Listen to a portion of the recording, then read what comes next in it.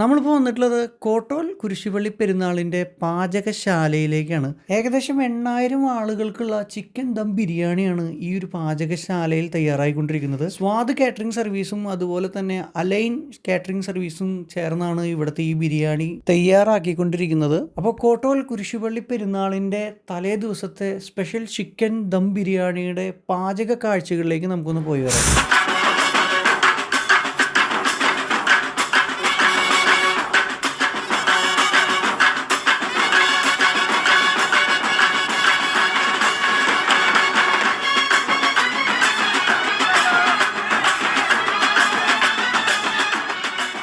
ആളുകൾ വരാൻ വേണ്ടി കാത്തിരിക്കുകയാണ്.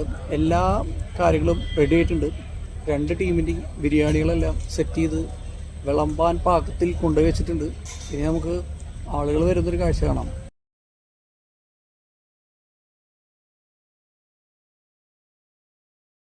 അതുപോലെ ഇവിടെ കണ്ട വേറൊരു കാഴ്ചയാണ് നാനാജാതി മതസ്ഥരായ ആളുകൾ ഒരു ടേബിളിന് ചുറ്റിയിരുന്ന് ഭക്ഷണം കഴിക്കുന്നു. വളരെ സമാധാനത്തോടു കൂടി ഭക്ഷണം കഴിച്ചതിന് ശേഷം അവർ സംതൃപ്തിയോടുകൂടി തിരിച്ചു പോകുന്നു. ആ ഒരു കാഴ്ച കണ്ടപ്പോൾ എനിക്ക് വളരെയധികം സന്തോഷം തോന്നി. കോട്ടോൽ കുരിശുപള്ളി പെരുന്നാൾ എല്ലാ കൊല്ലവും ശനിയും ഞായറുമായിട്ടാണ് നടത്തി വരാറുള്ളത്. അതിലെ തലേദിവസം ശനിയാഴ്ച രാത്രി പെരുന്നാളിനെത്തുന്ന എല്ലാവർക്കും ആഹാരം വിളമ്പാൻ തുടങ്ങിയിട്ട് ഏകദേശം 10 വർഷമായിരിക്കുകയാണ്. തുടക്കകാലത്ത് ഏകദേശം 1000 ആളുകൾക്കാണ് ആഹാരം നൽകിയതെങ്കിൽ ഈ കൊല്ലം ഏകദേശം 8,000 ആളുകൾക്കുള്ള ഭക്ഷണമാണ് ഇപ്പോൾ വിളമ്പിക്കൊണ്ടിരിക്കുന്നത്. അങ്ങനെ അവസാനം ഞാനും ബിരിയാണികൾ ട്രൈ ചെയ്ത് നോക്കി. അടിപൊളി ബിരിയാണി ആയിരുന്നു.